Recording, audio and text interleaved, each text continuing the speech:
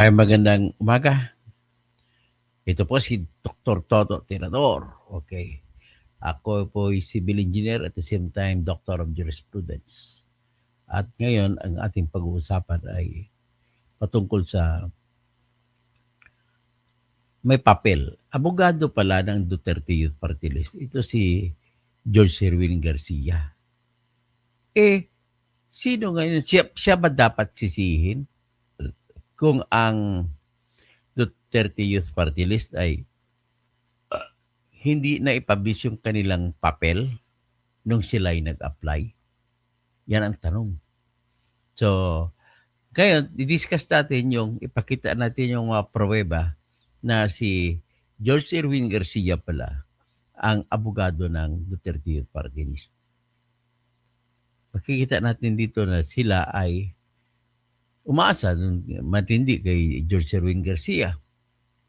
So actually, nakita ko nga yung pag-abogado ni George Erwin Garcia sa kanila hanggat sa punto na kinwestiyon yung kwalifikasyon ni Ronald Cardema na uupo bilang congressman ng Duterte Youth Party List. Kasi nga, ang edad niya lampas na sa 30 years old. So ngayon, nakita ko dito ng argumento ni George Erwin Garcia sa kanila ay hindi siya yung youth, strictly youth, kundi young professionals. Yan po ang argumento. So ngayon, ito naman ngayon, pag-usapan natin na ang tanong dito, bakit ba naman napabayaan ni George Erwin Garcia? Nung panahon na nag-abogado siya, ay dapat alam niya kung nakapublish o hindi yung accreditation ng Duterte Youth Party List. So ito ngayon ipapakita ko sa inyo po ang pruweba na naging abogado ng Duterte Youth Party List si George Erwin Garcia na siya namang chairman ng Commission on Election ngayon. So in other words, kung mayroong ganito, dapat ma-disbar ito si Juan. Si George Erwin Garcia sa ginagawa niya. So ito ngayon ang katibayan, no? Yan, nakita nyo yan? Yan pong katibayan na abogado ni Cardema, si George Erwin Garcia. Sabi dito, Duterte Youth also represents professionals, not only youths. Yan ang sinabi ng abogado ni Cardema. Ngayon, nakalagay dito ang abogado ni Cardema ay si George Erwin Garcia. Okay, basa natin. The camp of former National Youth Commission Chief Ronald Cardema on Tuesday said he is still qualified to represent Duterte Youth in Congress despite his age, since the party list group represents the youth and professional sector. There is no argument about the age, but there is no misrepresentation as far as the organization is concerned. The representation is for the youth and professional sector, said Cardema's counsel, George Erwin Garcia, during a hearing at the Commission on Elections. The respondent cannot be classified as a member of the youth sector, but he can be classified as a member of the professional sector.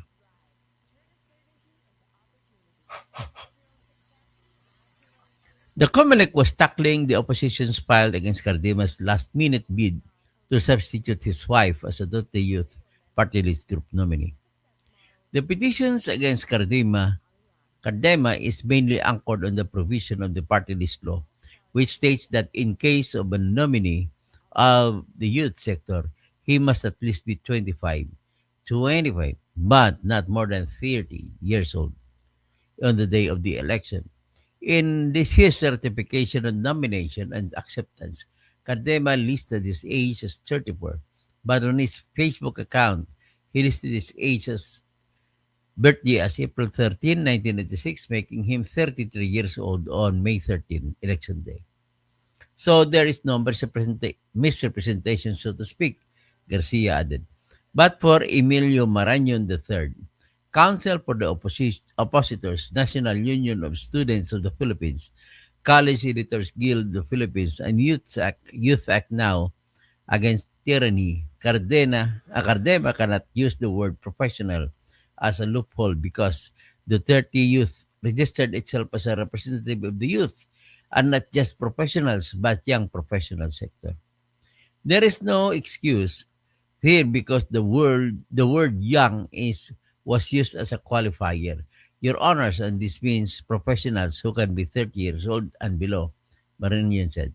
Likewise, Maranion cited that the Cardema's public statements never stated that Duterte Youth is representing the young professional sector, but a representative of the youth sector.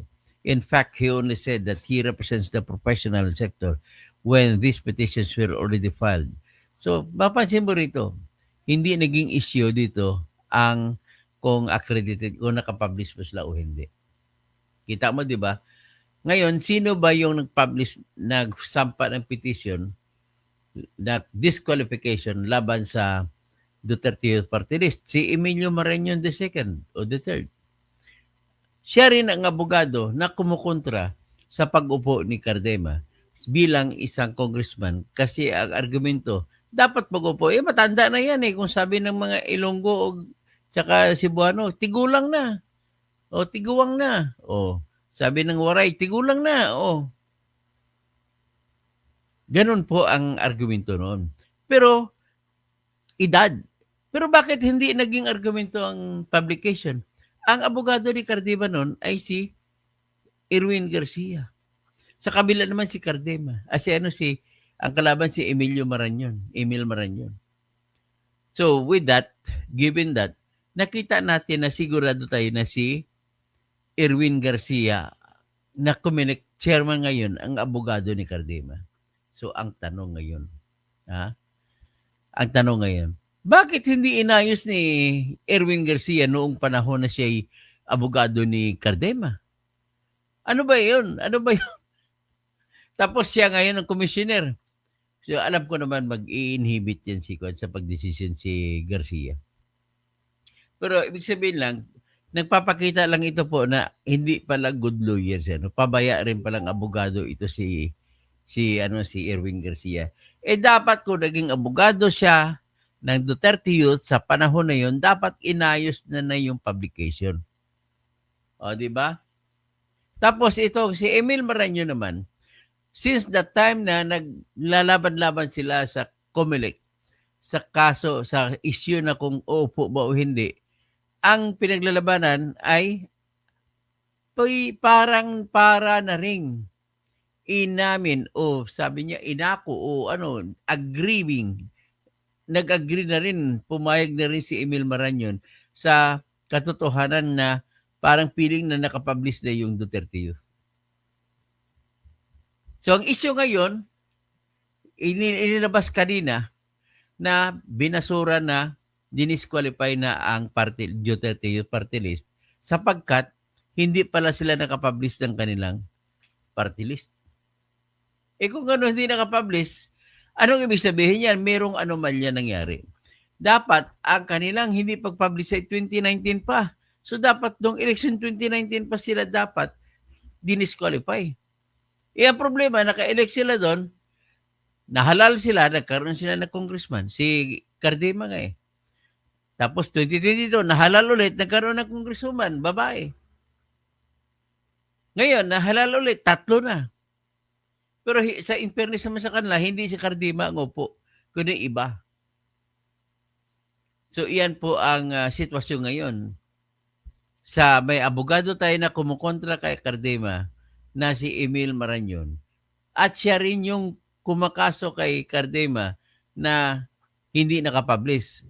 Ngayon, kung bakit kumaso si Emil Marañon na hindi dapat paupuin si Cardema kasi lampas sa 30 years old, ibig sabihin sa pagsampa na ganun ay may kaisipan na tayo na hindi na dapat niya kine-question.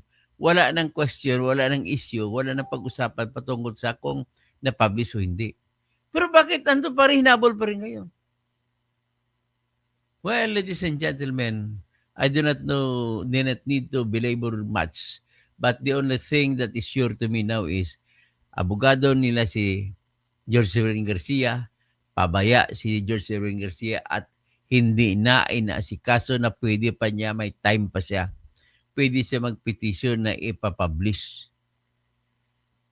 Ay nako, 'Di ba? Kung talagang totoo 'yun, o bukas mag-aano tayo, hanggang dito lang muna ako yung aking, na mapag-usapan at na-discover ko lang po na si George Sherwin palang ang ang abogado, eh, pabaya pala.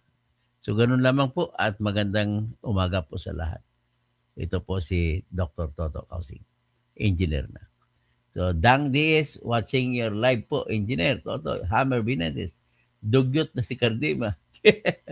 Hammer Benitez, Attorney Toto, sana topic naman Israel at Iran. Gusto niyo ba topic is Iran-Israel? Alam mo, parang iniwasan ko eh kasi ayoko na magkaroon ng issue kasi harmony na nga yung Muslim tsaka Pilipino, Muslim at tsaka Christian na Pilipinos. Baka mahalo kaya ayaw ko na tapos Hammer Benitez. Yan lang po ang aking live ngayon. Maraming salamat po at magandang umaga po.